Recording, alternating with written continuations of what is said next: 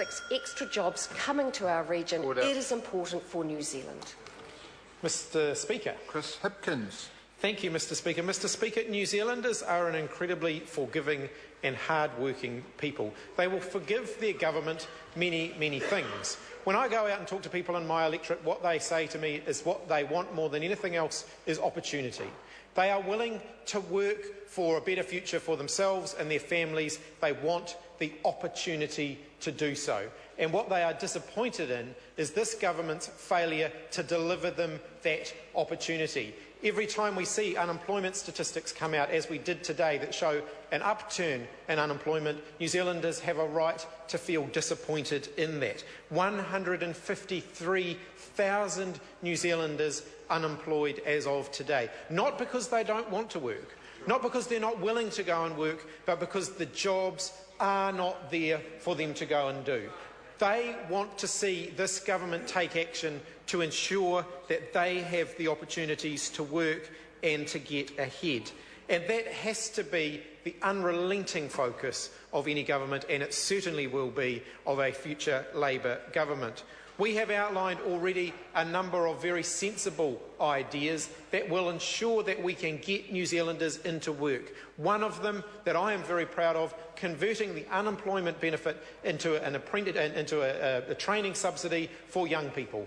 Far, far better for us to pay to have young New Zealanders in jobs training, with giving them meaningful skills that will lead to future productive, prosperous employment, than have them rotting away on an unemployment benefit. That is something that the Labour Party is committed to, and I am incredibly proud of that policy. New Zealanders want to work hard so that they can have and they can purchase their own home.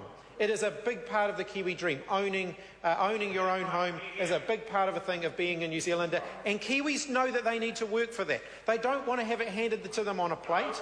They are willing to get out there and work hard for it, to save for it, but they want to get a foot on the ladder.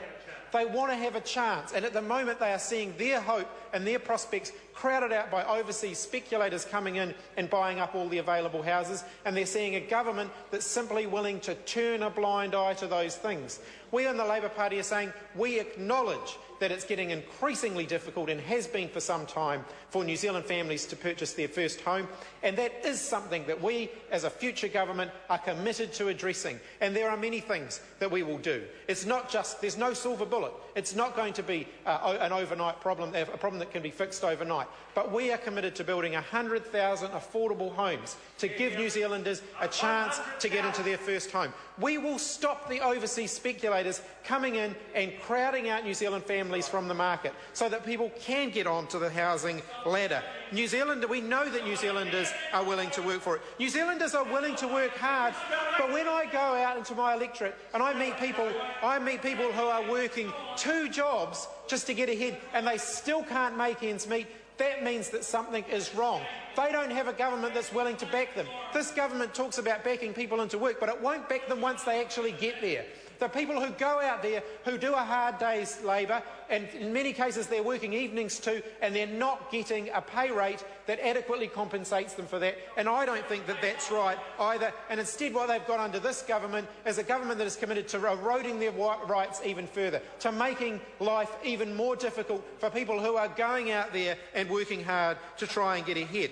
Mr Speaker, New Zealanders will forgive their government many, many things, and they will give them the benefit of the doubt. But they want to know that the government that they have put in place is exercising the power and the trust invested in them responsibly, and that cares about their welfare and their well-being. This government has demonstrated in recent years that it will wield the power of the state in order to protect themselves for its own end. They will wield the power of the state to protect their own privacy. So when the privacy of the Prime Minister and Mr Banks was being threatened, they didn't hesitate to send the police in to raid media outlets. They will wield the power of the state to protect the privacy of Mr Dunn, who is quite happy to protect his own personal communications whilst voting for a law that removes the right to privacy for many, many other New Zealanders. They will wield the power of the state to protect themselves and their own interests, but they are woefully inadequate silent, in fact, when it comes to actually protecting the interests of everyday New Zealanders who want to go out there, who want to work hard and who want to create a better future for themselves and for their families. New Zealanders are willing to work. This government's not giving them the chance to get ahead. Mr. Speaker. Colin King. Thank you, Mr. Speaker.